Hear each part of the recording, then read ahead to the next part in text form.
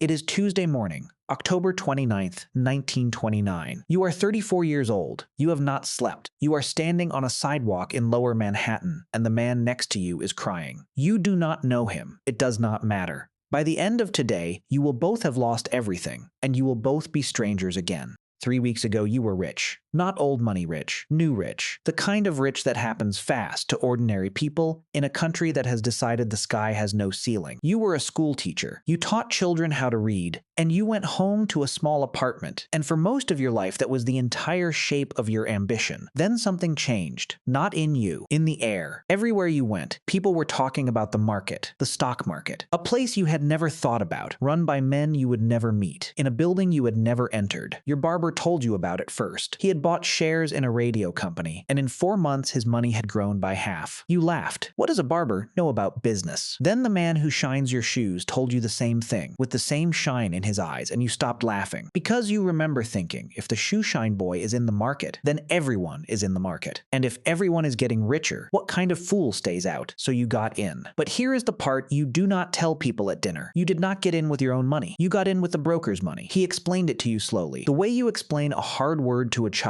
You put down $10. He lends you the other $90. You buy $100 of stock, but only 10 of it is yours. They call it buying on margin. And the beautiful thing, he said, the magic of it, is that when the stock goes up, you keep the profit on all $100, even though you only put in 10. You did the arithmetic in your head, and your heart started beating faster. Your $10 could move like 100, a small rise in the price, and you do not make a little money. You make 10 times the little money. It did not feel like gambling. It felt like being let in on a secret the rich had been keeping for 100 years. And for a while, the secret was real. Your money doubled. You paid back nothing, because why would you? Leave it in, the broker said. Let it ride. The only mistake is selling too soon. So you let it ride, and it doubled again. You bought a new coat. You started taking a cab to work instead of the streetcar. You stopped checking the price of your stock to feel hope. You started checking it to feel proud. There was one question you should have asked. Just one. You even felt it sometimes, late at night, like a cold spot in a warm room. The question was this: what happens to my $10 if the price falls instead of rises? You never asked it, because the price never fell. And a man does not question the weather when the sun has shone every single day of his new life. You are about to learn the answer to the question you were too happy to ask. It is Thursday the week before. The first crack. The price drops, not a little, a lot. And for the first time, you feel that cold spot spread through your whole chest. But by afternoon, something strange happens. The richest bankers in the city, the real money,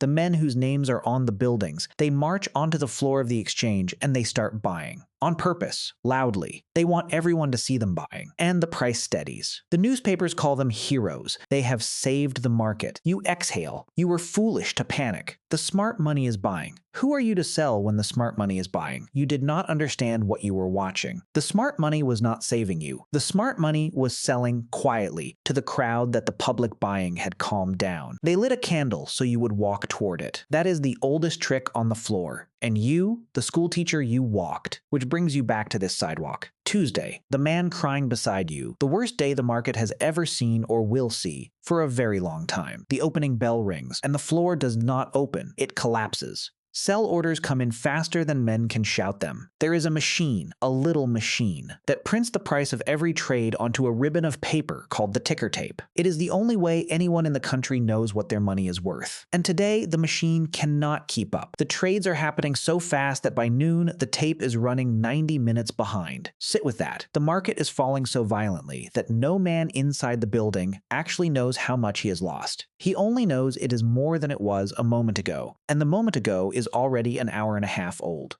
Your broker calls. He does not say hello. He does not ask how you are. He says one word: margin. Here is the thing nobody explained to you when they explained the magic. When the price goes up, you keep the profit on all $100. Wonderful. But when the price goes down, you eat the loss on all $100 too. The broker does not lose his 90. He never loses his 90. You lose it. And the instant your $10 cushion is gone, the instant the stock falls just 10%, he calls. And he asks you to put in more money to cover his loan, and he asks for it not next month, not next week, today. Before the closing bell, you do not have it. Almost no one has it. That is the trap, the real trap, the one hiding underneath the magic the whole time. The entire city borrowed to buy the same stocks. So when the price falls, every single one of those people gets the same phone call on the same morning asking for money none of them has. And when they cannot pay, the broker does the only thing he is allowed to do. He sells their stock for them at any price, to anyone, millions of shares,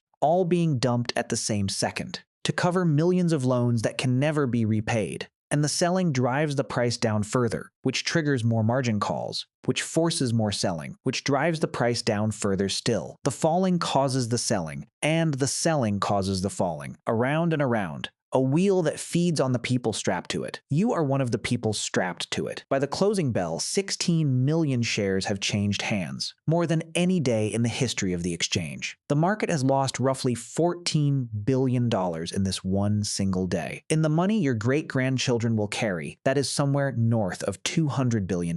Gone. Not moved. Not hidden in some rich man's vault. Gone. Because most of it was never there. It was a number that everyone agreed to believe in, built on money that everyone had borrowed. And the moment a few people stopped believing, the number simply ceased to exist. Wealth made of borrowed confidence does not get spent in a crash. It gets deleted. You walk home. You do not take a cab. You will never take a cab again. The newspaper boy on the corner is shouting a number, and the number is so large and so terrible that you think he must be lying. And then you realize he is not. And then you keep walking because there is nothing to do with the realization. And here is the part of this day that will haunt you longer than the loss. Somewhere in this same broken city, on this same Black Tuesday, there is a different man. He is not crying on a sidewalk. He is calm. He is, in fact, slightly richer than he was yesterday. And he is no smarter than you. He cannot read a balance sheet better than you can read a children's book. He did just one thing differently. Months ago, when his own shoeshine boy gave him a hot stock tip, he did not get excited. He got scared. He thought to himself, when the man with the least money to lose is the most certain he cannot lose, the game is already over, and the people who started it have already left the table. So he sold all of it. He took his small, real, unborrowed profit, and he walked out the door while the music was still playing, and everyone at the party thought he was a coward. He is the only one at the party who still has a home. His name does not matter. You will never know it. But the rule he lived by outlived him, and it outlived this crash, and it has outlived every crash since, in every market, in every country, in every century, because it is not really about stocks at all. It is about people. When everyone around you is borrowing money to buy the same thing, a stock, a house, a coin, a dream, and when the people who understand it least are the most certain they cannot lose, you are not early. You feel early. The excitement feels like being early, but you are not. You are the exit they are all going to need. And on the morning of October 29th, 1929, you found that out, the hard way, on a sidewalk beside a crying stranger, holding $10 that used to feel like $100 and turned out to be worth nothing at all.